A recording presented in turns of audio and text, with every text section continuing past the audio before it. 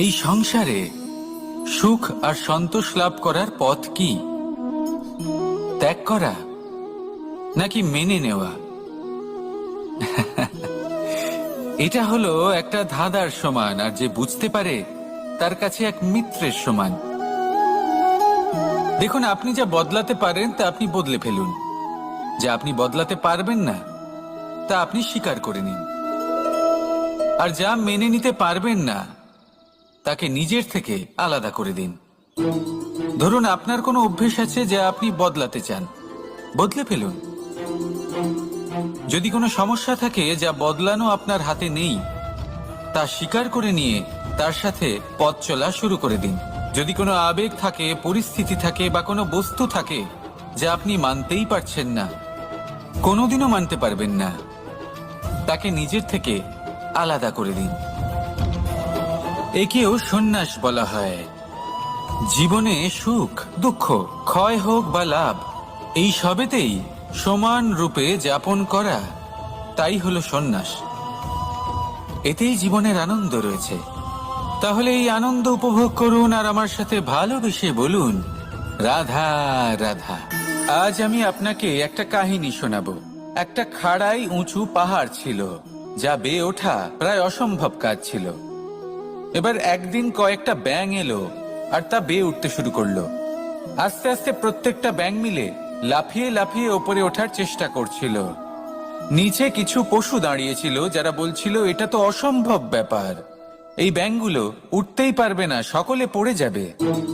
আর তারপর ধীরে ধীরে সমস্ত ব্যাঙ নিচে পড়তে থাকলো। শেষ পর্যন্ত একটাই ব্যাঙ ছিল যে শিখরে পৌঁছতে পারল।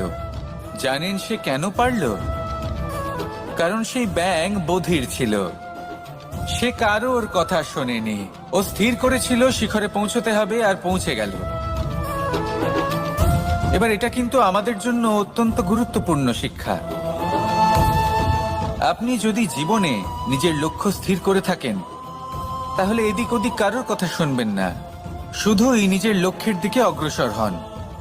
কারণ সাফল্য আপনার প্রচেষ্টার দ্বারাই আপনি পেতে পারেন, অন্যের কথা দ্বারা নয়। তাহলে চেষ্টা করতে থাকুন আর নিজের লক্ষ্য প্রাপ্ত করুন, আর আমার সাথে ভালোবেসে বলুন, রাধা রাধা। এই সূচটা দেখুন, কতটা গুরুত্বপূর্ণ এই সূচ। ওর কতটা ভূমিকা রয়েছে, ও কত রকম ভাবে সাহায্য করতে পারে আমাদের। এর সাহায্যে যদি আপনি চান, তাহলে এক সাধারণ কাপড়কে আপনি পোশাকে পরিবর্তিত করতে পারেন। আপনি যদি চান, তাহলে অনেক ফুল একসাথে নিয়ে একটা মালা বানিয়ে ফেলতে পারেন, বা অলংকার বানিয়ে ফেলতে পারেন। এর সাহায্যে আপনি বাড়িও সাজাতে পারেন। এ হলো অত্যন্ত গুরুত্বপূর্ণ জিনিস। কিন্তু আপনি ভাবুন, যদি এই সূচে এই ছিদ্রই না থাকে, যদি এর সাথে এই সুতোই না জোড়া যায়, তখনও কি এটা এতটাই গুরুত্বপূর্ণ থাকবে? কখনোই না।